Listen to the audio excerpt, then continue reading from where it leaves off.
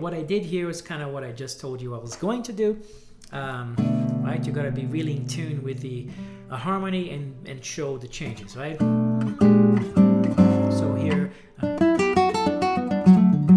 I can think the first chord, right? I don't play Dorian here at all. I play either, Aeolian, the natural minor sound, or think of G major, which is the same thing.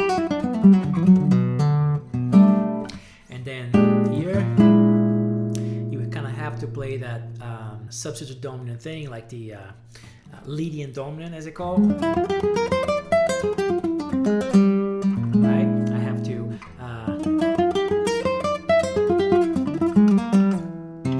I'm thinking of Lydian dominant, or AKA F melodic minor here on this chord.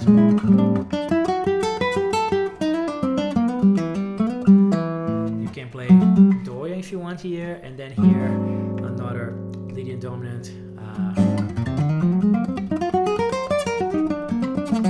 or E flat melodic minor. That's what I play over that. And then here you have a classic 2/5 to C major. You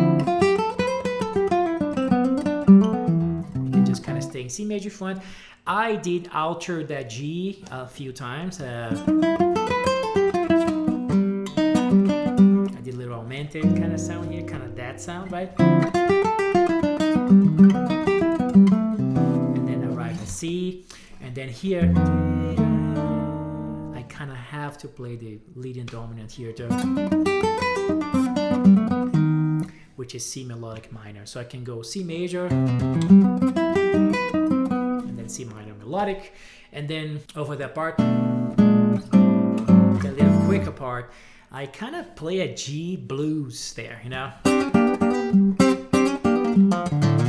on top of that, Let's see the sound of it.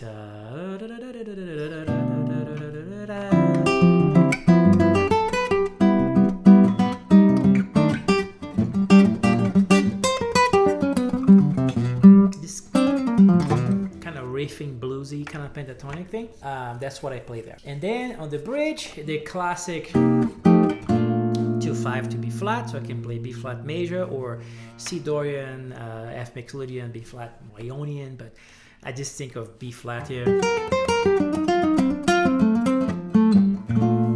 Or if I think separately in the chords, I'm altering the F,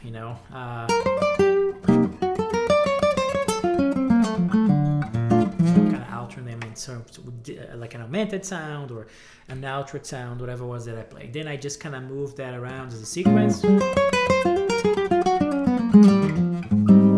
Right? And then you have the little 2/5 here, that you can address if you want. Either kind of like a G major. You gotta be careful if you play this chord though, because then you have to address the Lydian dominant. That's why sometimes those chords, they kind of chain you a little bit. That's why in that sometimes I do the jumps, because I have a little more freedom. Those sequences like Hermeto Pascoal Bebê,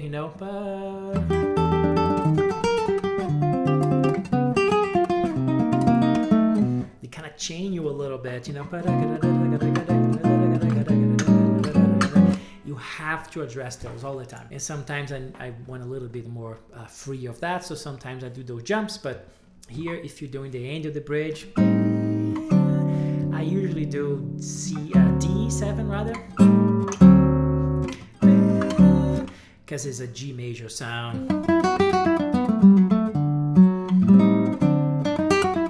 Actually, it's a 2/5 minor, right? But it ends on G, so I can go and prepare the next G major kind of central, like tonal thing. But if you play that chord, you gotta address. Right? Just be careful with that. And then the part that comes after the bridge with those changes, I definitely address them. Right? So I address those. Just Dorian, whatever you want to do there. And then here I also address those changes. I even did the 9 here on the C# sharp half diminished. Then C minor, I did play the melodic minor and hint a little bit of the outro scale here, but it was so quick that I don't have time to play that many things there. But I did address notes there, and then here just can kind of, or either kind of G major-ish, major, minor, pentatonic vibe here on the whole thing, or you can address individually, which means you're gonna play. You can play G minor here or B flat. Just a leading sound over this, and then A7, like an A mixolydian, right? You can do that, and then play an A flat Lydian, and then finish on G. But sometimes I just kind of play a, like a bluesy, kind of bullshit there. It depends. So this is the regular framework, kind of basic of the solo section. That's how I would solo over there. There's more things you can do, but that can be a topic for another time.